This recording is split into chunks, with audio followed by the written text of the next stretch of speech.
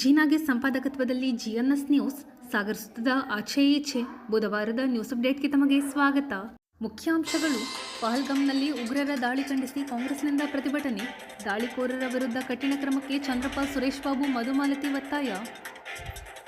ಸಾಮಾಜಿಕ ಶೈಕ್ಷಣಿಕ ಜಾತಿಗಣತಿ ವರದಿ ಅವೈಜ್ಞಾನಿಕ, ವರದಿ ಕೈಬಿಡಲು ಮಹಾಸಭಾ ಮೂಲಕ ಪ್ರವೀಣ್ ಆಗ್ರಹ. ಮೈಸೂರು ನಂತರ ಸಾಗರ ಸಂಗೀತ ಸಾಂಸ್ಕೃತಿಕ ಕೇಂದ್ರ ಸ್ಥಳವೆಂದ ಶಾಸಕ ಬೇಳೂರು. 98 ವರ್ಷದ ಬಂಗಾರಮ್ಮನಿಗೆ ಕೊನೆಗೂ ಅಂತ್ಯೋದಯ ಕಾರ್ಡ್ ಕೊಡಿಸಿದ ರೈತ ಸಂಘದ ಹೋರಾಟ. ಈಗ ಸುದ್ದಿಯ ವಿವರ. ಜಮ್ಮು ಕಾಶ್ಮೀರದ ಪಹಲ್ಗಾಮ್ನಲ್ಲಿ ಉಗ್ರರು ನಡೆಸಿದ ಭಯೋತ್ಪಾದಕ ದಾಳಿಯನ್ನು ಖಂಡಿಸಿ ಬುಧವಾರ ಬ್ಲಾಕ್ ಕಾಂಗ್ರೆಸ್ ವತಿಯಿಂದ ಉಪವಿಭಾಗಾಧಿಕಾರಿಗಳ ಮೂಲಕ ರಾಷ್ಟ್ರಪತಿಗಳಿಗೆ ಮನವಿ ಸಲ್ಲಿಸಲಾಯಿತು. ಪ್ರತಿಭಟನೆ ಉದ್ದೇಶಿಸಿ ಬ್ಲಾಕ್ ಕಾಂಗ್ರೆಸ್ ಅಧ್ಯಕ್ಷ ಕಲಸಿ ಚಂದ್ರಪ್ಪ, ನಗರಸಭಾ ಸದಸ್ಯೆ ಮಧುಮಾಲತಿ, ನಗರ ಕಾಂಗ್ರೆಸ್ ಅಧ್ಯಕ್ಷ ಐಎನ್ ಸುರೇಶ್ ಬಾಬು ಮಾತನಾಡಿದರು. ಪ್ರತಿಭಟನೆಯಲ್ಲಿ ಗಣಪತಿ ಮಂಡಗಳಲ್ಲಿ ಸೈಯದ್ ಜಾಕಿರ್, ಸದ್ದಾಂ, ಪಾರ್ವತಿ ಬೇಸೂರು, ರವಿ ಜಂಬೂರ್ಮನೆ, ರಮೇಶ್ ಚಂದ್ರಗುತ್ತಿ, ಮೊಹಮ್ಮದ್ ಜಕ್ರಿಯಾ, ಎಸ್ಪಿ ದೇವರಾಜ್, ಬೀರೇಶ್ ಕಾಗೋಡು ಇನ್ನಿತರರು ಹಾಜರಿದ್ದರು. ಹೊಡೆದಾಕ್ರಿ, ಯಾರು ನಿಮ್ಮನ್ನು ಕೇಳಲ್ಲ, ಹೊಡೆದಾಕ್ರಿ, ಖುಷಿ ಪಡ್ತೀವಿ, ನಿಮ್ಗೆ ಸ್ವಾಗತ ಮಾಡ್ತೀವಿ ಕೇಂದ್ರ ಸರ್ಕಾರಕ್ಕೆ. ಅದು ಬಿಟ್ಕೊಂಡು ನೀವು ಬೋಳೆ ಭಾಷಣ ಹೊಡೆದ್ರೆ ನಾವು ಕೇಳಲ್ಲ. ನಮಗೂ ಗೊತ್ತಿದೆ ನೀವೇನೇನ್ ಮಾಡ್ತಾ ಇದೀರಿ ಅಂತ. ನಿಮ್ ಬೊಗಳೆಗೆಲ್ಲ ಯಾರು ನಂಬಲ್ಲ, ಆಗೋದು ಇಲ್ಲ. ಆದ್ರಿಂದ ನಮ್ಮ ಕಾಂಗ್ರೆಸ್ ಪಕ್ಷ ಮಾನ್ಯ ಸಿದ್ದರಾಮಯ್ಯ ಸಾಹೇಬರು, ಡಿಕೆ ಎಲ್ಲರೂ ಕೂಡ, ರಾಹುಲ್ ಗಾಂಧಿ ಅವರು ಕೂಡ ಮಾತಾಡಿದ್ದಾರೆ. ಇಡೀ ದೇಶಕ್ಕೆ ಇದು ಮಾರಕ. ಭಾರತ ಒಂದು ಒಳ್ಳೆ ಹೆಸರಿದೆ ಪ್ರಪಂಚಾದ್ಯಂತ, ಇದಕ್ಕೆ ಮಾರಕ ಅದಾಗಬಾರ್ದು. ಆ ದಿಶೆಯಲ್ಲಿ ಮುಂದಿನ ದಿನದಲ್ಲಿ ಎಲ್ಲ ಉಗ್ರಗಾಮಿಗಳು ಯಾರಿದ್ದಾರೆ ಎಲ್ಲ ಹೊಡೆದಾಕಿ ನಾಗರಿಕರಿಗೆ ರಕ್ಷಣೆ ಕೊಡುವಂತ ಕೆಲಸ ಕೇಂದ್ರ ಸರ್ಕಾರದ ಆಗಲಿ ಅಂತೇಳಿ ಈ ಸಮಯದಲ್ಲಿ ಆಗ್ರಹಪೂರ್ವಕವಾಗಿ ಈ ದಾಳಿಯನ್ನು ಉಗ್ರವಾಗಿ ಖಂಡಿಸ್ತದೆ. ಮೊದಲನೇದಾಗಿ ಯಾಕಂತಂದ್ರೆ ನಮ್ಮ ದೇಶದಲ್ಲಿ ಎಲ್ಲರೂ ಬದುಕುವ ಹಕ್ಕಿದೆ. ಪ್ರಜಾಪ್ರಭುತ್ವ ದೇಶ ಭಾರತ, ಒಂದು ಪ್ರಜಾಪ್ರಭುತ್ವ ದೇಶ. ಇಲ್ಲಿ ಎಲ್ಲರ ಬದುಕಿಗೆ ಒಂದು ಸ್ವಾತಂತ್ರ್ಯ ಇದೆ. ಈ ಸ್ವಾತಂತ್ರ್ಯವನ್ನು ಹತ್ತಿಕ್ಕಲಿಕ್ಕೆ ಯಾವುದೇ ಒಬ್ಬ ವ್ಯಕ್ತಿ, ಉಗ್ರಗಾಮಿ ಇರಲಿ ಇನ್ನೊಬ್ಬ ಇರಲಿ, ಆತನಿಗೆ ಹಕ್ಕಿಲ್ಲ. ಅವ್ರವ್ರ ಬದುಕು ಅವ್ರು ಕಟ್ಕೊಳ್ತಾರೆ. ಅದನ್ನ ಫ್ರೀಯಾಗಿ ಬಿಡಬೇಕು. ಜಮ್ಮು ಇರಲಿ, ಕಾಶ್ಮೀರ ಇರಲಿ, ಭಾರತದ ಇನ್ಯಾವುದೇ ಭಾಗದಲ್ಲಿ ಆಗಲಿ, ಇದನ್ನ ನಾವು ಉಗ್ರವಾಗಿ ಖಂಡಿಸ್ತೀವಿ. ಪಾಪ ಪ್ರವಾಸಕ್ಕೆ ಹೋದಂತ ನೋಡಿದೆ ಆ ದೃಶ್ಯವನ್ನ. ಪಲ್ಲವಿ ಚೀರಾಡ್ತಾ ಇದ್ದಾಳೆ, ಮಂಜುನಾಥ್ ಅವ್ರ ಗಂಡ ಶಿವಮೊಗ್ಗದವ್ರು ಕಳ್ಕೊಂಡು. ನನ್ನನ್ನು ಕೊಂದ್ಬಿಡಿ, ಯಾಕೆ ನನ್ನ ಇಡ್ತೀರಾ, ನನ್ನನ್ನು ಕೊಂದ್ಬಿಡಿ ಅಂತ. ಆದ್ರೆ ಆ ದುಷ್ಟ ಬೇರೆ ಬೇರೆ ಭಾಷೆ ಬಳಸ್ತಾನೆ. ಅದನ್ನ ಖಂಡಿಸ್ತೀವಿ. ಮತ್ತೆ ಇದನ್ನ ಕೇಂದ್ರ ಸರ್ಕಾರ ಹೊರಬೇಕಾಗುತ್ತೆ. ಯಾಕಂದ್ರೆ ಕೇಂದ್ರ ಸರ್ಕಾರದ ವೈಫಲ್ಯ, ಎಲ್ಲ ಇಂಟೆಲಿಜೆನ್ಸಿ ಅವರಲ್ಲಿ ಇರುತ್ತೆ. ಇವತ್ತು ದೇಶದ ಏನೇನ್ ನಡೀತಿದೆ ಯಾವ ಭಾಗದಲ್ಲಿ ಪ್ರತಿಯೊಂದು ಇರುತ್ತೆ. ಅದನ್ನ ಅವರು ಮುಂಜಾಗ್ರತಾ ಕ್ರಮವಾಗಿ ಪ್ರವಾಸಕ್ಕೆ ಹೋದಂತ ಎಲ್ಲ ಪ್ರವಾಸಿಗರಿಗೆ, ಭಾರತದಿಂದ ಎಲ್ಲೆಲ್ಲಿ ಯಾವ ಭಾಗದಿಂದ ಹೋಗಿದಾರೋ ಎಲ್ಲ ಪ್ರವಾಸಿಗರಿಗೂ ರಕ್ಷಣೆ ಕೊಡುವಂಥದ್ದು ಕೇಂದ್ರ ಸರ್ಕಾರ ಹೊಣೆ. ಈ ಹೊಣೆಯನ್ನ ಕೇಂದ್ರ ಸರ್ಕಾರ ಹೊರಬೇಕಾಗುತ್ತೆ. ನಾವು ಇದನ್ನ ನಮ್ಮ ಕರ್ನಾಟಕದಿಂದ 2 ಜನ ಅಂತ ಹೇಳ್ತಾ ಇದ್ದಾರೆ. ಒಟ್ಟು 3 ಅಂತ ನ್ಯೂಸ್ ಬಂತು. 3 ಜನ, ಹಿಂದೂಗಳೇ ಆಗ್ಲಿ, ಮುಸ್ಲಿಮ್ಸೇ ಆಗ್ಲಿ, ಮತ್ತೊಬ್ರೇ ಆಗ್ಲಿ, ಎಲ್ಲರೂ ಮನುಷ್ಯರೇ. ಇಲ್ಲಿ ಜಾತಿ ಧರ್ಮ ಬರೋದ್ ಬೇಡ. ಆದರೆ ಆ ಉಗ್ರಗಾಮಿ ಏನ್ ಮಾಡಿದಾನೆ ಅಂದ್ರೆ, ಅವ್ರನ್ನ ಕೇಳಿದಾನಂತೆ. ಮಂಜುನಾಥ ನಮ್ ಸತ್ತು ಹೋಗಿದಾನ, ಅವ್ರನ್ನ ಕೇಳಿದಾನಂತೆ, ನೀನ್ ಯಾವ ಜಾತಿ ಅಂತ ಕೇಳಿದಾನಂತೆ. ನಾನು ಹಿಂದೂ ಅಂತ ಹೇಳಿಕ್ಕೆ ಗುಂಡಿಟ್ಟಿದ್ದಾನೆ. ಹೋಗಿ ಮೋದಿ ಹೇಳ್ರಿ ಅಂತ ಕೂಡ ಹೇಳಿದಾನೆ. ಇವತ್ತು ಪೇಪರ್ ಅಲ್ಲಿ ನಾನು ಓದಿದ್ದೀನಿ ಅದನ್ನ. ಮೋದಿಗೆ ಹೇಳ್ರಿ ಅಂತಾನೆ ಹೇಳಿದ್ದಾರೆ. ಆದ್ರೆ ಇಲ್ಲಿ ಹಿಂದೂ ಪ್ರಶ್ನೆ ಬರಲ್ಲ, ಹಿಂದುತ್ವ ಬೇಡ. ನಾವೆಲ್ಲ ಭಾರತೀಯರು, ನಾವೆಲ್ಲ ಭಾರತ ದೇಶದಲ್ಲಿ ಹುಟ್ಟಿದೀವಿ. ಈ ಭಾರತ ದೇಶದಲ್ಲಿ ಹುಟ್ಟಿದ ಮೇಲೆ ನಾವೆಲ್ಲರೂ ಭಾರತೀಯರು ಅಂತ ಹೇಳಿ ಎಲ್ಲರೂ ಒಂದಾಗಿ ಒಗ್ಗಟ್ಟಾಗಿ ಬದುಕೋಣ. ಆದರೆ ಈ ಉಗ್ರಗಾಮಿಗಳ ಅಟ್ಟಹಾಸಕ್ಕೆ ಏನಾದ್ರೂ ಕೇಂದ್ರ ಸರ್ಕಾರ ಏನಾದ್ರೂ ಒಂದು ಅದಕ್ಕೆ ಏನಾದ್ರು ಕ್ರಮ ಕೈಗೊಳ್ಬೇಕು ಅಂತ ನಾನು ಈ ಸಂದರ್ಭದಲ್ಲಿ ಹೇಳ್ತೀನಿ.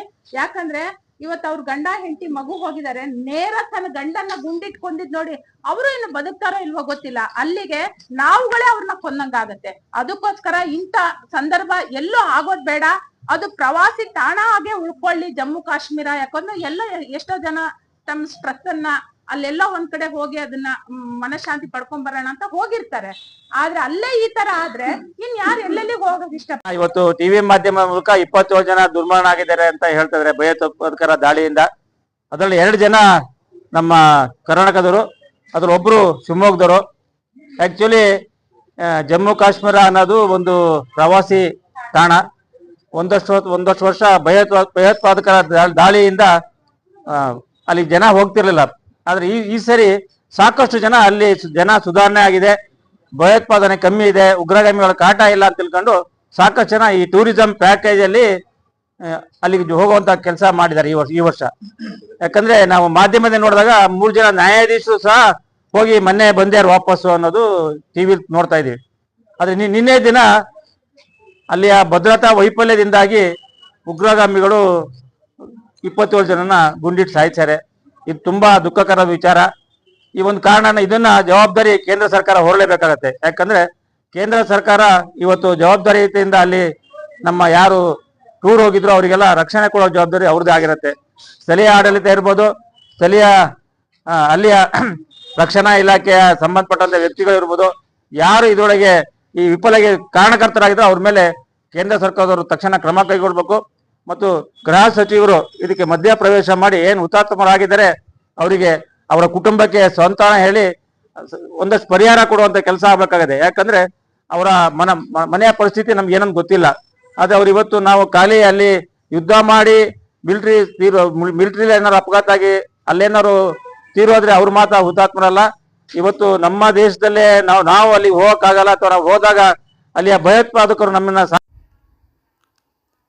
ಕಾಂತರಾಜು ಸಾಮಾಜಿಕ ಮತ್ತು ಶೈಕ್ಷಣಿಕ ಜನಗಣತಿಯನ್ನು ತಿರಸ್ಕರಿಸುವಂತೆ ಒತ್ತಾಯಿಸಿ ಬುಧವಾರ ಅಖಿಲ ಭಾರತ ವೀರಶೈವ ಲಿಂಗಾಯತ ಮಹಾಸಭಾ ತಾಲೂಕು ಶಾಖೆಯಿಂದ ಉಪವಿಭಾಗಾಧಿಕಾರಿಗಳ ಕಚೇರಿಗೆ ಮನವಿ ಸಲ್ಲಿಸಲಾಯಿತು. ಮಹಾಸಭಾ ಅಧ್ಯಕ್ಷ ಕೆವಿ ಪ್ರವೀಣ್ ಮಾತನಾಡಿದರು. ಟಿಡಿ ಮೇಘರಾಜ್, ದಿನೇಶ್ ಬರದವಳ್ಳಿ, ಮಧುಮಾಲತಿ, ಎಎಸ್ ಪಾಟೀಲ್, ನಂದೀಶ್, ವಿರೂಪಾಕ್ಷ, ತೇಜಸ್ವಿ, ಚಂದ್ರಶೇಖರ್ ಗೌಡ, ಹಾಲಪ್ಪ ಇನ್ನಿತರರು ಈ ಸಂದರ್ಭದಲ್ಲಿ ಹಾಜರಿದ್ದರು. ಯಾರಿಗೆ ಸ್ವಲ್ಪ ಜಾಸ್ತಿ ವಯಸ್ಸಿರುತ್ತೆ ಅದೇ ಸತ್ಯ ಆಗುತ್ತೆ, ಬಟ್ ಕೋರ್ಟು ಏನು ಮಾಡೋಕ್ಕಾಗಲ್ಲ. ಇವತ್ತು ನಾವು ಎಚ್ಚೆತ್ಕೊಂಡಿಲ್ಲ ಅಂದರೆ ದೊಡ್ಡ ಮೇಜರ್ ಹೊಡೆತ ಬಿದ್ದಿರೋದು ನಮಗೆ ವೀರಶೈವ ಲಿಂಗಾಯತರಿಗೆ. 61 ಲಕ್ಷ ಲಿಂಗಾಯತರು ಅಂತ 10 ಲಕ್ಷ ವೀರಶೈವರು ಅಂತೇಳಿ ಡಿವೈಡ್ ಮಾಡಿದ್ದಾರೆ. ನಮ್ಗೆ 2 ಪದ ಅರ್ಥ ಗೊತ್ತಿಲ್ಲ, ಸಾಗರ ಬಂದ ಮೇಲೆ ಗೊತ್ತಾಗಿದೆ. 61 ಲಕ್ಷ ಜನಸಂಖ್ಯೆಯನ್ನ ಸೀಮಿತಗೊಳಿಸಿ ನಂತರ ಮುಸ್ಲಿಮಾನರನ್ನ 75 ಲಕ್ಷ ಮಾಡಿ, SC ST 1,20,20 ಲಕ್ಷ ಮಾಡಿ ಒಟ್ಟು ಒಂದು ರಿಪೋರ್ಟ್ ಅನ್ನ ತಯಾರಿಸಿದರೆ ಇದು ಸಂಪೂರ್ಣವಾಗಿರ್ತಕ್ಕಂಥ ಸುಳ್ಳು ವರದಿ. ಒಂದು 2 ಉದಾಹರಣೆ ಕೊಡ್ತೀನಿ. ಯಾಕೆ ಹೇಳ್ತೀನಿ ಅಂದ್ರೆ 14 MP ಕಾನ್ಸ್ಟಿಟ್ಯೂನ್ಸಿಯಲ್ಲಿ 6 ಲಕ್ಷಕ್ಕೂ ಅಧಿಕ ಮತದಾರರು ಇನ್ನು ಮಕ್ಕಳಲ್ಲ ಮತದಾರರು ಈ ಒಂದು ಬಹುಸಂಖ್ಯಾತಿದ್ದಾರೆ. ಅಲ್ಲಿಗೆ ಸುಮಾರು 92 ಲಕ್ಷ ಮತದಾರರು 14 ಕಾನ್ಸ್ಟಿಟ್ಯೂನ್ಸಿ ಬರುತ್ತೆ. ಶಿವಮೊಗ್ಗ ಇವೆಲ್ಲ 6 ಲಕ್ಷಕ್ಕಿಂತ ಕಡಿಮೆ ಬರ್ತಕ್ಕಂಥ 4 ಲಕ್ಷ, ಹಾಸನ ಇವೆಲ್ಲ. ನಮ್ಮ ಜನಸಂಖ್ಯೆ ಅಂತಕ್ಕಂಥದ್ದು 1,20,00,000. ಆದರೆ 1,20,00,000ವನ್ನ ಕೇವಲ 50% 70 ಕೆಳಿಸಿ ನಮ್ಮ ಹಕ್ಕನ್ನು ಕಿತ್ಕೊಳ್ತಕ್ಕಂಥ ಒಂದು ವ್ಯವಸ್ಥಿತವಾಗಿರ್ತಕ್ಕಂಥ ವಿದ್ಯುರಿ. ಯಾವ ಮುಗ್ಧ ಜನಾಂಗಗಳನ್ನ ಮೇಲ್ಜಾತಿ ಕೆಳಜಾತಿ ಅಂತೇಳಿ ಹೊಡಿತಕ್ಕಂಥದ್ದು ಈ ಸಿದ್ದರಾಮಯ್ಯನ ತಂತ್ರಗಾರಿಕೆ. ಇವತ್ತಿಂದಲ್ಲ ಅವತ್ತಿಂದಲೂ. ಇದಿಷ್ಟೇ ಅಲ್ಲ, ಒಟ್ಟು ಗೊತ್ತಿಲ್ಲ ಇರ್ತಕ್ಕಂಥ ಮೇಲ್ವರ್ಗ ಕೆಳವರ್ಗ ಏನೇನು ವ್ಯವಸ್ಥಿತ ಹೊಡಿತ ಕೆಲಸ ಮಾಡಿದ್ದಾರೆ. ನಾನು ಕೇಳೋದಿಷ್ಟೇ, ನಮ್ಮನ್ನು ಪ್ರತ್ಯೇಕ ರಾಜ್ಯ ಕೊಟ್ಬಿಡಿ. ನೀವು ಬೇಡ ಅಂತ ಒಂದಿಷ್ಟು ಜಾತಿಗಳು ಮಾಡಿದಿರಲ್ಲ, ದೇಶ ಬೇಡ, ಪ್ರತ್ಯೇಕ ರಾಜ್ಯ ಕೊಡಿ. ನಮ್ಮ ರಾಜ್ಯದಲ್ಲಿ ಮೀಸಲಾತಿನೂ ಇರಲ್ಲ, ನಿಮ್ಮ ಫ್ರೀ ಭಾಗ್ಯಗಳಿರಲ್ಲ. ನಾವು ದೇಶ ಕಟ್ಟಿ ತೋರಿಸ್ತೀವಿ, ನೀವು ಕಟ್ಟಬೇಕು. ನೀವು ಬೇರೆ ರಾಜ್ಯದಲ್ಲಿ ಏನು ಬೇಕಾದ್ರೂ ಮಾಡ್ಕೋಬೇಕು. ತೀರಾ ಅತಿಯಾಗಿರ್ತಕ್ಕಂಥ ಯಾವ ರೀತಿಯಲ್ಲಿ ಒಂದು ಕಾನೂನುಬದ್ಧವಾಗಿ ಒಂದು ಸಂವಿಧಾನಬದ್ಧ ಪ್ರಮಾಣ ವಚನ ಸ್ವೀಕರಿಸಿದರೆ ಯಾರೋ ಪರವಾಗಿಯೂ ನಿಷ್ಪಕ್ಷಪಾತ ಮಾಡ್ತೀನಿ ಅಂತೇಳಿ ಅದು ಮಾಡ್ತಾ ಇಲ್ಲ. ನಮ್ಮ ಅಧಿಕಾರ ಮೈಸೂರು ಹೊರತುಪಡಿಸಿದರೆ ಅತಿ ಹೆಚ್ಚು ಕಲೆ, ಸಾಹಿತ್ಯ, ಸಾಂಸ್ಕೃತಿಕ ಕಾರ್ಯಕ್ರಮ ಸಾಗರದಲ್ಲಿ ನಡೆಯುತ್ತದೆ. ಸಾಗರ ಕಲಾವಿದರಿಗೆ ಪ್ರೋತ್ಸಾಹ ತಾಣವಾಗಿದೆ ಎಂದು ಶಾಸಕ ಹಾಗೂ ಅರಣ್ಯ ಕೈಗಾರಿಕಾ ಅಭಿವೃದ್ಧಿ ನಿಗಮದ ಅಧ್ಯಕ್ಷ ಗೋಪಾಲಕೃಷ್ಣ ಬೇಳೂರು ತಿಳಿಸಿದರು. ಸಾಗರದ ಕುಡುಪಲಿ ಸದಾನಂದ ಸ್ವರಾಲಯದಲ್ಲಿ ಮಂಗಳವಾರ ಮತ್ತೂರು ಹೊಸಹಳ್ಳಿಯ ಸಂಕೇತಿ ಸಂಗೀತ ಸಭಾ ವತಿಯಿಂದ ಪದ್ಮಶ್ರೀ ಲಾಲ್ನುಡಿ ಜಿ ಜಯರಾಮನ್ ಅವರ ಸಂಸ್ಮರಣಾರ್ಥ ಹಮ್ಮಿಕೊಂಡಿದ್ದ ಲಾಲ್ನುಡಿ ಡೇ ಕಾರ್ಯಕ್ರಮ ಉದ್ಘಾಟಿಸಿ ಅವರು ಮಾತನಾಡುತ್ತಿದ್ದರು. ಕಾರ್ಯಕ್ರಮದ ಅಧ್ಯಕ್ಷತೆ ವಹಿಸಿ ಮಹಾಸಭಾ ಅಧ್ಯಕ್ಷ ವಿದ್ವಾನ್ ವೆಂಕಟರಾವ್ ಮಾತನಾಡಿದರು. ವೇದಿಕೆಯಲ್ಲಿ ಕನ್ನಡ ಮತ್ತು ಸಂಸ್ಕೃತಿ ಇಲಾಖೆ ಸಹಾಯಕ ನಿರ್ದೇಶಕ ಉಮೇಶ್, ಅಶ್ವಿನಿ ಕುಮಾರ್, ಐವಿ ಹೆಗಡೆ, ವಸುಧಾ ಶರ್ಮಾ ಇನ್ನಿತರರು ಉಪಸ್ಥಿತರಿದ್ದರು. ಮಾಧವ್ ಭಟ್ ಸ್ವಾಗತಿಸಿದರು. ಮಾಸ ನಂಜುಂಡಸ್ವಾಮಿ ಪ್ರಾಸ್ತಾವಿಕ ಮಾತನಾಡಿದರು. ಎಚ್.ಎಸ್. ವೆಂಕಟೇಶ್ ವಂದಿಸಿದರು. ಮಾನಸ ಕಾರ್ಯಕ್ರಮ ನಿರೂಪಿಸಿದರು. ಭೂಷಣ ಪ್ರಸಿದ್ಧಿ ಪಡೆದುವಂತಹ ಜಯರಾಮನವರ ನೇತೃತ್ವದಲ್ಲಿ ಅವರ ಒಂದು ಸ್ಮರಣೆಗೋಸ್ಕರ ಈ ಥರ ಒಂದು ಕಾರ್ಯಕ್ರಮ ಹಾಕೊಂಡು 25 ವರ್ಷ ಸಾಧನೆ ಅವ್ರದ್ದು ಇವತ್ತು ಹುಟ್ಟಿದಬ್ಬ ಅಂತ ನಿಮ್ಮೆಲ್ಲರ ಒಂದು ಚಪ್ಪಾಳೆ ಬರಲಿ ಅವರಿಗೆ.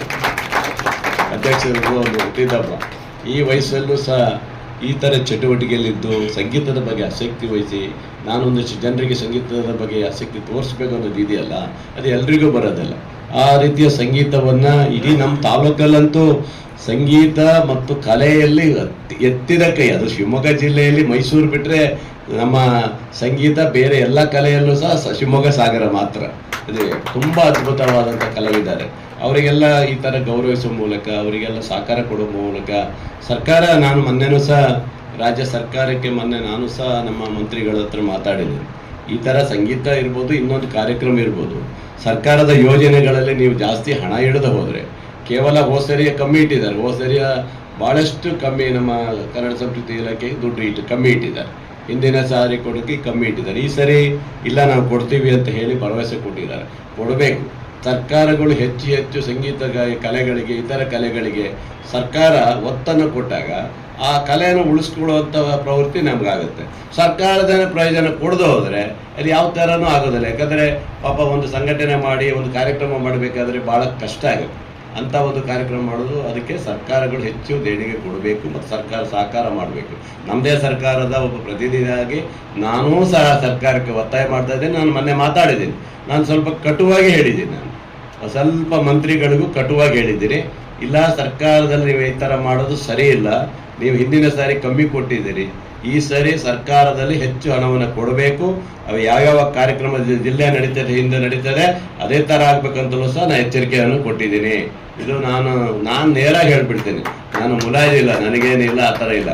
ಅದರಿಂದ ಅವ್ರು ಹೇಳಿದ್ದಾರೆ, ಇಲ್ಲ ಈ ಸರಿ ಬಡ್ಜೆಟಲ್ಲಿ ನಾವು ಹಣ ಹೆಚ್ಚು ಕೊಡ್ತೀನಿ ಅಂತ ಉಮೇಶ್ ಹೇಳಿದ್ದಾರೆ. ಎಷ್ಟು ಕೊಡ್ತಾರೋ ಗೊತ್ತಿಲ್ಲ, ಎಷ್ಟು ಬಿಡುಗಡೆ ಆಗಿದೆ ನಿಮ್ಮ ಇದರಲ್ಲಿ ನೀವು ತಿಳಿದು ಹೇಳಬೇಕು. ಹಾಗೆ ಇವತ್ತು ಈ ರೀತಿಯ ಕಾರ್ಯಕ್ರಮಗಳು ನಿರಂತರವಾಗಿ ನಡಿಬೇಕು. ಈ ಸಭಾಭವನ ತುಂಬ ಚೆನ್ನಾಗಿದೆ, ಇದು ಭಾಳ ಅದ್ಭುತ ಕಟ್ಟಿದ್ದಾರೆ. ಎಷ್ಟು ಚೆನ್ನಾಗಿದೆ ಅಂತ ನಾನು ಬಂದ ತಕ್ಷಣ ಆಶ್ಚರ್ಯ ಆಯ್ತು. ಇಲ್ಲಿ ಯಾವಾಗಿತ್ತಪ್ಪ ನೋಡಲೇ ಇಲ್ಲ ನಾನು ಅಂತ. ನಮ್ಮ ಶಾಂತರಾಮ್ ಭಟ್ರು ಇಲ್ಲೆಲ್ಲ ಇದ್ದಾರಲ್ಲ, ಅಲ್ಲಿದ್ದಾರೆ, ಅವರೆಲ್ಲ ಸೇರಿ ಈ ಥರ ಮಾಡಿ ತುಂಬ ಅದ್ಭುತವಾಗಿ ಮಾಡಿದ್ದಾರೆ. ಹಳೆ ಇಂಜಿನಿಯರ್ ಎಲ್ಲ ಸೇರಿಕೊಂಡು ಈ ಥರ ಒಂದು ನೂತನವಾಗಿದೆ, ಹಳೆ ಇದ್ರ ಮಾದರಿಯವಾಗಿ ಚೆಂದಾಗಿದೆ, ಖುಷಿಯಾಗಿದೆ, ಅಷ್ಟು ಚೆನ್ನಾಗಿದೆ. ಈ ಥರ ಸಾಕು ಒಂದು ಸಂಗೀತ ಕಾರ್ಯಕ್ರಮಕ್ಕೆ ಸಾಧಾರಣ ಸಾಕು. ನಾನು ಸಹ ಸಾಗರದಲ್ಲಿ ಈಗಾಗಲೇ ದೊಡ್ಡ ಮಟ್ಟದ ರವೀಂದ್ರ ಟ್ಯಾಗೂರ್ ಅವರ ಹೆಸರಲ್ಲಿ ರಾಜ್ಯದಲ್ಲಿ ಇವತ್ತು ಮಾಡಬೇಕಂತ ಏನಿದೆ, ಅದರಲ್ಲಿ ನಮ್ಮ ಸಾಗರದಲ್ಲಿ ಸಹ ನೇರು ನಿಮ್ಮ ಬ್ರಾಸಮ್ ಕಲ್ಯಾಣ ಮಂಟಪದಕ್ಕೆ ಈ ಪಕ್ಕದಲ್ಲಿ ದೊಡ್ಡ ಜಾಗನೇ ರೆಡಿ ಮಾಡ್ತಾ ಇದ್ದೀವಿ. ಅಲ್ಲೂ ಸಹ ಸುಮಾರು 12 ಕೋಟಿ ರೂಪಾಯಿದ ವೆಚ್ಚದಲ್ಲಿ ಭಾರಿ ದೊಡ್ಡದ ಒಂದು ಸಂಗೀತಗಾರರಿಗೆ ಈ ಥರ ಇಂಡೋರ್ ಸ್ಟೇಡಿಯಂ ಬೇಕು ಅನ್ನೋದಕ್ಕೆ ಭಾಳ ಜನ ಅಪೇಕ್ಷೆ ಪಟ್ಟಿದ್ದರಿಂದ ಮಾಡಬೇಕಂತಾಗಿದೆ. ಈಗಾಗಲೇ ಒಂದು 5 ಕೋಟಿ ರೂಪಾಯಿ ಬಿಡುಗಡೆ ಆಗ್ತಾ ಇದೆ, ಹತ್ತತ್ರ ಬರ್ಬೋದು. ಅದು ಬಂದ ಮೇಲೆ ತುಂಬ ದೊಡ್ಡ ಮಟ್ಟದ ಒಂದು ಸಂಗೀತ ಕಾರ್ಯಕ್ರಮ ನಡೆಸ್ಬೋದು, ಇನ್ನೊಂದು ಇರ್ಬೋದು. ಪ್ರತಿಯೊಂದಕ್ಕೂ ಪಾಪ ಅನುಕೂಲ ಆಗೋ ರೀತಿಯಲ್ಲಿ ಜನರಿಗೆ ಸಹಕಾರ ಕೊಡಬೇಕಾದ ರೀತಿಯಲ್ಲಿ ಮಾಡ್ತಾ ಇದ್ದೀನಿ. ಅದು ಆದಷ್ಟು ಬೇಗ ಮುಗಿಸ್ಬೇಕನ್ನೋ ನನ್ನ ಗಮನದಲ್ಲಿದೆ. ಹಾಗಾಗಿ ಈ ಥರ ಕಾರ್ಯಕ್ರಮಕ್ಕೆ ಹೆಚ್ಚು ಒತ್ತು ಕೊಡುವ ಮೂಲಕ ಸರ್ಕಾರ ಕೊಡಬೇಕನ್ನೋ ಅದಕ್ಕೆ ಹೇಳೋದು. ಸಣ್ಣ ಪುಟ್ಟ ಕಾರ್ಯಕ್ರಮ ಭಾಳ ಜನ ಬರ್ತಾರೆ. ಇಲ್ಲೇ ನಮ್ಮ ಸಂಗೀತ ಇವರು ಇದ್ದಾರೆ, ಯಾರು ಇಲ್ಲಿದ್ದಾರೆ, ತುಂಬ ಜನ ಇದ್ದಾರೆ. ಎಲ್ಲರೂ ತುಂಬ ನಮ್ಮ ವಸುಂಧರಾ ಶರ್ಮಾ ಅವರು ತುಂಬ ಅದ್ದೂರಿಯ ಕಾರ್ಯಕ್ರಮ ಮಾಡ್ತಾರೆ. ಈ ಸರಿ ಕರೆದ್ರು ನನಗೆ ಬರೋಕ್ಕಾಗಿಲ್ಲ, ನನಗೆ ಸ್ವಲ್ಪ ಬೆಂಗಳೂರು ಕೆಲಸ ಇತ್ತು, ಬರೋಕ್ಕಾಗಲಿಲ್ಲ. ಆ ಥರ ಒಳ್ಳೆ ಕಾರ್ಯಕ್ರಮಗಳನ್ನು ರೂಪಿಸ್ತಾರೆ. ಅದಕ್ಕೆಲ್ಲ ನಾವು ಸಹಕಾರ ಕೊಡುವಂಥ ಭಾವನೆ ಇಟ್ಕೊಂಡ್ರೆ ಒಳ್ಳೆಯದಾಗುತ್ತೆ ಅಂತ ಮಾತನ್ನು ಹೇಳಿ, ಇವರ ಈ 25ನೇ ವರ್ಷ ಇನ್ನು ತಾವು ಅಧ್ಯಕ್ಷತೆಯನ್ನು ಇನ್ನೂ 10-20 ವರ್ಷ 25 ವರ್ಷ ನಡೆಸ್ಕೊಂಡು ಹೋಗಲಿ. ಆನಂತರ ಅದರ ಸುವರ್ಣ ಹಬ್ಬವನ್ನು ಮಾಡೋ ಮೂಲಕ 100 ವರ್ಷಗಳ ಕಾಲ ಸತತವಾಗಿ ಸಂಗೀತ ಪ್ರಿಯರಿಗೆ ನೀವು ಸಹಕಾರ ಕೊಡ್ತಾ ಬನ್ನಿ. ಎಲ್ಲ ನಮ್ಮಲ್ಲೇ ಇಲ್ಲೆಲ್ಲ ಕಲಾವಿದರೇ ಸಹಕಾರ ಮಾಡೋದು ಭಾಳ ಇದೆ. ಸಾಗರ ಕ್ಷೇತ್ರದಲ್ಲಿ ಎಲ್ಲ ಕಲೆಗಳಿಗೂ ಸಹಕಾರ ಕೊಡ್ತಾರೆ. ಅಶ್ವಿನಿ ಅಂತವ್ರು ಇರ್ಬೋದು, ಇನ್ನೊಬ್ರು ಇರ್ಬೋದು, ನಂಜುಸ್ವಾಮಿ ಅಂತ ಬಿಡಿ, ಅವ್ರಿಗೆ ರಿಟೈರ್ಡ್ ಆದಮೇಲೆ ಅವ್ರು ಎಲ್ಲ ಇದಕ್ಕೆ ನಿಂತು ಬಿಟ್ಟಿದ್ದಾರೆ. ಇವಾಗ ಎಲ್ಲ ಕಾರ್ಯಕ್ರಮಗಳಿಗೂ ಗಟ್ಟಿಯಾಗಿ ನಿಂತಿದ್ದಾರೆ ಅವರಿಗೆ. ಬಟ್ ನಾನು ಇದ್ದೀನಿ ಅನ್ನೋ ರೀತಿಯಲ್ಲಿ ನಿಂತಿದ್ದಾರೆ. ಅಂದರೆ ಆ ಥರ ಇರಬೇಕು, ಆ ಥರ ಭಾವನೆಗಳು ಇರಬೇಕು ಅನ್ನೋದ್ರಿಂದ. ಹಾಗಾಗಿ ಭಾಳ ನೋವಾಯಿತು. ಒಂದು ಮನೆ ನಮ್ಮ ಇದ್ರ ಪರೀಕ್ಷೆ ಬರೀಬೇಕಾದ್ರೆ ಒಂದು ಜನಿವಾರ ತಕ್ಷಿರುವಂಥ ಘಟನೆ ನಿಜವಾಗ್ಲೂ ಒಂದು ದುರಂತ. ಅದು ಈ ಥರ ಘಟನೆ ಯಾವತ್ತೂ ಆಗಬಾರ್ದು. ಯಾವುದೇ ಇದರಲ್ಲೂ ಸಹ ನಾನಂತೂ ಖಂಡನೆ ಮಾಡಿದ್ದೇನೆ. ನಾನು ಭಾಳ ಬೇಸರ ಆಗುತ್ತೆ. ಯಾಕಂದರೆ ಜನಿವಾರ ಅದು ನಿಮ್ಮ ಒಂದು ಯಾವ ರೀತಿ ಇರುತ್ತೆ ಅಂತ ಭಾವನೆಗಳಿರುತ್ತೆ. ಆ ಭಾವನೆಗೆ ಧಕ್ಕೆ ತರುವಂಥದ್ದು ಆಗಬಾರ್ದು. ಯಾಕಂದರೆ ಆ ಜನಿವಾರ ಹಾಕೋ ಸಂದರ್ಭದಲ್ಲಿ ಎಷ್ಟು ಪೂಜ್ಯರು ಇವರು ಬಂದು ಎಷ್ಟು ಅದಕ್ಕೆ ಸಾಥ್ ಕೊಟ್ಟಿರ್ತಾರೆ, ಏನು ಮಾಡಿರ್ತಾರೆ, ಇನ್ನು ಅದರ ಗೌರವ ಎಷ್ಟಿರುತ್ತೆ ಅಂತ ನನಗೂ ಗೊತ್ತಿದೆ. ಅಂಥದ್ದೊಂದು ಘಟನೆ ಆದಾಗ ನಿಜವಾಗ್ಲೂ ಭಾಳ ಬೇಸರ ಆಯಿತು. ನಾನು ಸರ್ಕಾರಕ್ಕೆ ಒತ್ತಾಯ ಮಾಡಿದ್ದೀನಿ, ಅಂತ ದುಷ್ಟ ಅಧಿಕಾರಿಗಳು ಯಾರೇ ಇದ್ರು ಅಂಥವ್ರನ್ನ ಬಿಡಬಾರ್ದು. ಯಾವುದೇ ಸಮಾಜಕ್ಕಾದರೂ ಭಾವನೆಗಳಿಗೆ ಧಕ್ಕೆ ತರುವಂಥ ಕೆಲಸ ಯಾರೂ ಮಾಡಬಾರ್ದು ಅಂತೇಳಿ ಈ ಸಂದರ್ಭದಲ್ಲಿ ನಾನು ಹೇಳಲಿಕ್ಕೆ ಇಷ್ಟಪಡ್ತೇನೆ. ಇದಾಗಬಾರ್ದು, ಯಾವುದೇ ಇದು ಭಾಳ ದುರಂತ, ಇಂಥದ್ದೆಲ್ಲ ಆಗಬಾರ್ದು. ಈ ಥರ ಒಂದು CET ಪರೀಕ್ಷೆ ಬರೀಬೇಕಾದ್ರೆ ಇದೆಲ್ಲ ತೆಗೀರಿ ಅದು ತೆಗೀರಿ ಅನ್ನೋದು ಯಾವ ಉದ್ದೇಶ ಅಂತ ಗೊತ್ತಿಲ್ಲ. ಕೆಟ್ಟ ಭಾವನೆ ಇರುವಂಥ ಕೆಲವು ಅಧಿಕಾರಿ ವರ್ಗದವರಿಂದ ಈ ಥರ ಆಗುತ್ತೆ. ಯಾಕಂದ್ರೆ ಸರ್ಕಾರ ನಾವು ಹೇಳಲಿಕ್ಕೆ ಇರಲಿಕ್ಕಿಲ್ಲ, ಅದೆಲ್ಲ ಆ ಥರ ಮಾಡ್ತಾರೆ. ಇವೆಲ್ಲವನ್ನು ಖಂಡನೆ ಮಾಡಿದ್ದೀವಿ. ಈ ಥರ ಇನ್ನು ಮುಂದೆ ಘಟನೆಗಳು ನಡೀಬಾರ್ದು ಅಂತ ಮಾತನ್ನು ಹೇಳಿ ಈ 25 ವರ್ಷದ ಈ ಸಭೆಗೆ ಬಂದು ನಿಮ್ಮೆಲ್ಲರ ಜೊತೆ ಮಾತಾಡೋ ಅವಕಾಶ ಮಾಡಿಕೊಟ್ಟಿದ್ದೀರಿ. ಸಂಸ್ಥೆ ಒಳ್ಳೆಯದಾಗಲಿ, ಒಳ್ಳೆಯ ಹೆಸರು ತರಲಿ. ನಿಮ್ಮ ಹಿರಿಯರಾಗಿ ಈ ವಯಸ್ಸಿನಲ್ಲೂ ಎಷ್ಟನೇ ವಯಸ್ಸಿದೆ ಈಗ ಬರ್ತಾರೆ? 80 ವಯಸ್ಸು. ನೋಡಿ ಹೇಗಿದ್ದಾರೆ ನೋಡಿದ್ರ, ಅವ್ರ ನಗು ನೋಡ್ರಿ, ಯಾವಾಗಲೂ ನಗ್ತಾನೆ ಇರ್ತಾರೆ. ಮನುಷ್ಯ ಹಂಗೆ ಇರಬೇಕು, ಯಾವಾಗಲೂ ನಗ್ತಾ ಇರಬೇಕು. ಕೆಲವರು ಎಷ್ಟೇ ದುಡ್ಡಿದ್ರು ಸಿಟ್ಟು ಹಿಂಗೆ ಇರ್ತಾರೆ, ಯಾಕಂತ ಗೊತ್ತಿಲ್ಲ, ಅವ್ರಿಗೆ ಇನ್ನೆಷ್ಟು ದುಡ್ಡು ಬೇಕೇ ಗೊತ್ತಿಲ್ಲ. ಆ ಥರ ಇರಬಾರ್ದು. ಈ ನಗು ಮನುಷ್ಯನ ಸ್ವಲ್ಪ ಇದು. ಸಾಗರ ತಾಲೂಕಿನ ಕಸಬಾ ಹೋಬಳಿಯ ನೇರಲಗಿ ಗ್ರಾಮದ 98 ವರ್ಷದ ವೃದ್ಧೆಗೆ ರೈತ ಸಂಘ ನಡೆಸಿದ ಹೋರಾಟದ ಫಲವಾಗಿ ಅಂತ್ಯೋದಯ ಪಡಿತರ ಚೀಟಿ ದೊರೆತಿದೆ. ನೇರಲಗಿ ಗ್ರಾಮದ ಬಂಗಾರಮ್ಮ ಅಂತ್ಯೋದಯ ಪಡಿತರ ಚೀಟಿಗಾಗಿ ಅರ್ಜಿ ಸಲ್ಲಿಸಿ ತಹಶೀಲ್ದಾರ್ ಕಚೇರಿ ಮೆಟ್ಟಿಲು ಹತ್ತಿ ಇಳಿಯುತ್ತಿದ್ದರು. 98 ವರ್ಷವಾಗಿದ್ದರಿಂದ ಬಸ್ನಲ್ಲಿ ಗ್ರಾಮದಿಂದ ಬರಲು ವಾಪಸ್ ಹೋಗಲು ಪರದಾಡುತ್ತಿದ್ದರು. ಬಗ್ಗಿಕೊಂಡು ಕೋಲೂರಿಕೊಂಡು ಬರುವ ಅಜ್ಜಿಯ ಪರಿಸ್ಥಿತಿಗೆ ಅಧಿಕಾರಿಗಳ ಮನಸ್ಸು ಕರಗಲಿಲ್ಲ. ವೃದ್ಧೆಗೆ ಸತಾಯಿಸುತ್ತಿರುವ ಕುರಿತು ಗ್ರಾಮದ ಕೆಲವರು ರೈತ ಸಂಘಕ್ಕೆ ಮನವಿ ಸಲ್ಲಿಸಿದ್ದರು. ರೈತ ಸಂಘ ಏರ್ಪಡಿಸಿದ್ದ ಜನಸ್ಪಂದನ ಕಾರ್ಯಕ್ರಮದಲ್ಲಿ ಮಂಗಳವಾರ ವೃದ್ಧೆ ಬಂಗಾರಮ್ಮನಿಗೆ ಸತಾಯಿಸುತ್ತಿರುವುದಕ್ಕೆ ಅಧಿಕಾರಿಗಳನ್ನು ತರಾಟೆಗೆ ತೆಗೆದುಕೊಂಡ ನಂತರ ಸ್ಥಳದಲ್ಲಿಯೇ ಅಂತ್ಯೋದಯ ಪಡಿತರ ಚೀಟಿಯನ್ನು ನೀಡಲಾಯಿತು. ಇದು ಬುಧವಾರದ ಸಮಗ್ರ ಸುದ್ದಿ. ನಿರಂತರ ಸುದ್ದಿಗಾಗಿ ನೋಡ್ತಾ ಇರಿ GNS ನ್ಯೂಸ್. ನಮಸ್ಕಾರ.